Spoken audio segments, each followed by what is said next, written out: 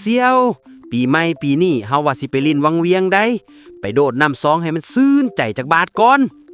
โอ้ยวังเวียงคนคือสิหลายโพดเฮาว่าสิไปเมืองเฟืองพุ่นดีกว่าไปนอนแพเบิ่งวิวงามๆพวกเสี่ยวเอ้ยได้ยินข่าวบ่เพิ่นว่าปีนี้บ่อนุญาตให้เฮ็ดงานใหญ่เกินไปได้เพิ่นให้เน้นรักษาฮีตของประเพณี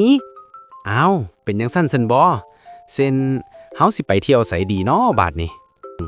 เฮาก็เลาะลิ่นอยู่บ้านเฮานี่แหละเสี่ยวบ่ไปไสดอกเพราะว่าน้ำมันแพงโพด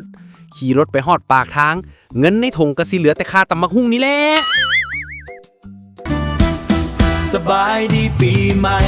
ปีนี้ให้แจ่มใสสุขภาพแข็งแรงโชคดีตลอดปีเงินยิ่งคำไหลมาความสุขเข้ามาพรใสประเสริฐเกิดเกียรติกับทุกคนเสียงแค้นเสียงพินก้องกังวานทั่วบ้าน